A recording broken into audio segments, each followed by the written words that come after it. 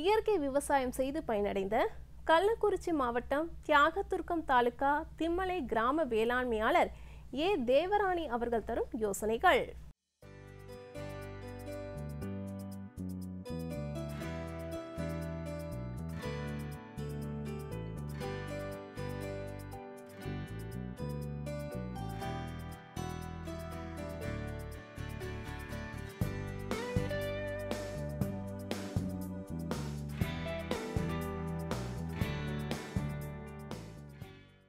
நாங்கள் திம்மலைக்கும் பக்கத்தில் மேல்விழின்ற இடத்துல கடந்த 13 வருஷமாக நேச்சுரல் ஃபார்மிங் பண்ணிட்டு வரோம்.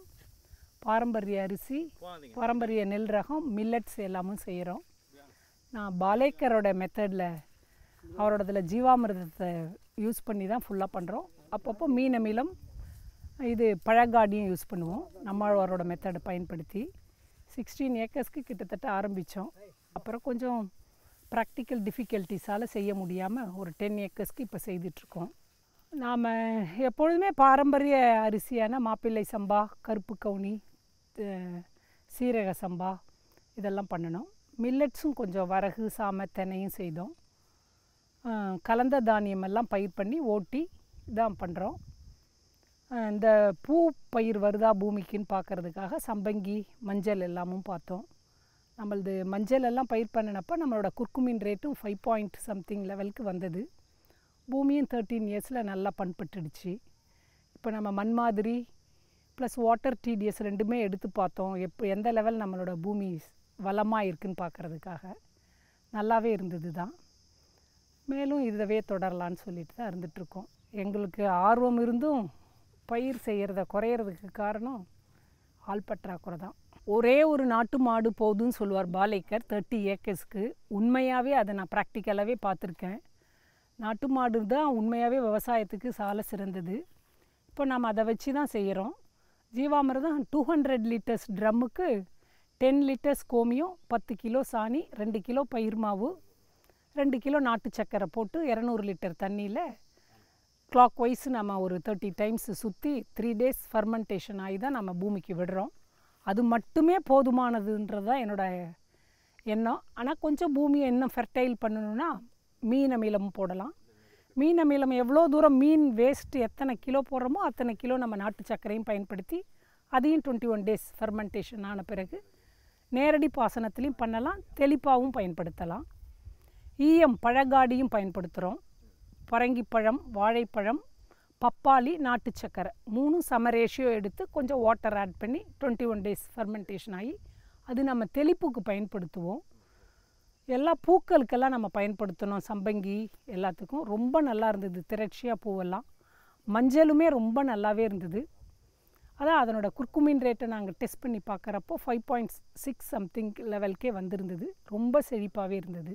இந்த இப்போ உள்ள ஒரு 70, 80s அந்த ஓல்டு பீப்புள்ஸ் எல்லாம் போனால் அடுத்து வேலை செய்யவே ரொம்ப சிரமந்தான். இப்போ நான்லாம் படிச்சுட்டு வேலைக்கு வந்ததுனால என்னால் ஃபிசிக்கலி என்னால் செய்ய முடியல. மென்டலி எல்லாம் செய்கிறேன், எல்லா ஐடியாஸ் தரேன். ஃபிசிக்கலாக I am not able to do this.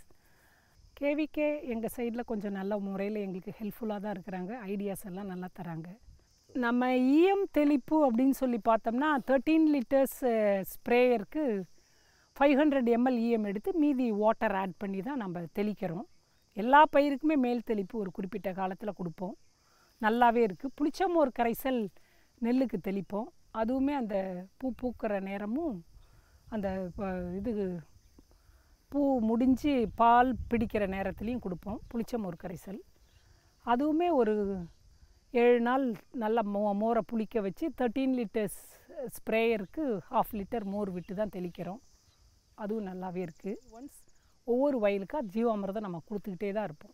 கோமியம் இருக்கிற பட்சத்தெல்லாம் ஜீவாமிர்தம் கொடுத்துட்டு தான் இருப்போம். பூமிக்கு தான் தரோம், நேரடி பாசனத்தில் தான் தரோம். ஃப்ரெஷ்ஷாக அன்னைக்கு போட்ட சாணி பழைய கோமியம் எடுத்து 24 hours வாட்டர் டம்மில் நம்ம வச்சு 24 hours விடுறது தான் அமிர்த கரைசல். அப்படி பயிர் வாடனை மாதிரி தெரிகிறப்ப அமிர்த கரைசல் விடுவோம். பொதுப்படியாக நம்ம ஜீவாமிர்தம், மீன் அமிலம், பழங்காடி 3 தான் கம்ப்ளீட்டாக ரொட்டீனிசமாக. இப்போ வருடம் ஆக ஆக பயிரை பார்க்குறப்பே அதுக்கு என்ன தேவைன்னு தெரிஞ்சு அதுக்கு தக்க மாதிரியே நம்ம கொடுக்க ஆரம்பிச்சிட்டோம். செலவுன்னு பார்க்க போனால் நமக்கு உண்மையாகவே 0 பட்ஜெட்டுன்னு அவர் சொன்னது சரியான ஒன்று தான். ஏன்னா நம்ம நாட்டு மாடு, அது தர கோமியம் சாணி. நம்ம எவ்ரி இயர் உளுந்து பயிர் பண்ணுவோம். அந்த உளுந்து மாவே வச்சுக்கிறோம். நாட்டு சக்கரை மட்டும்தான் வெளியிலேருந்து வாங்கிட்டு வரோம். ஏன்னா நமக்கு அந்த சூழல் உருவாகலை. கரும்பெல்லாம் பயிர் பண்ணணும், ஆள் அடித்து பண்ணுற லெவலுக்கு சூட்டு ஆகாததுனால நாட்டு சக்கரை மட்டும் கிலோ 50 ரூபான்னு சொல்லி வாங்கிட்டு வந்து அது மட்டும் பயிர் பண்ணுறோம். அது மட்டும் பயன்படுத்துகிறோம் ஜீவாமிர்தத்துக்கு. 0 பட்ஜெட்டு தான், ஒன்றுமே இல்லை. நம்ம சில சமயத்தில் வெல்லம் இல்லைன்னா கரும்பையே நல்லா நசுக்கி போட்டுடுவோம். பனம்பழம் கிடைச்சாலும் பனம்பழத்தையும் போட்டு அதில் யூஸ் பண்ணுவோம். செலவினங்கள் எங்களை பொறுத்த வரைக்கும் லேபர்ஸ்க்கு தர்றது அதிகமே ஒழிய இதில் களை கட்டுப்பாடு ரொம்ப அதிகம்.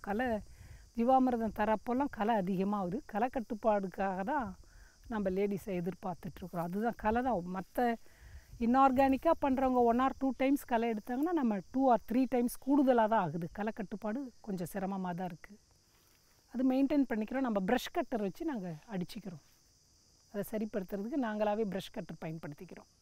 மேலும் விவரங்கள் பெற வேளாண்மையாளர் ஏ தேவராணி அவர்களை 09940892699 என்ற கைபேசி எண்ணில் தொடர்பு கொள்ளலாம்.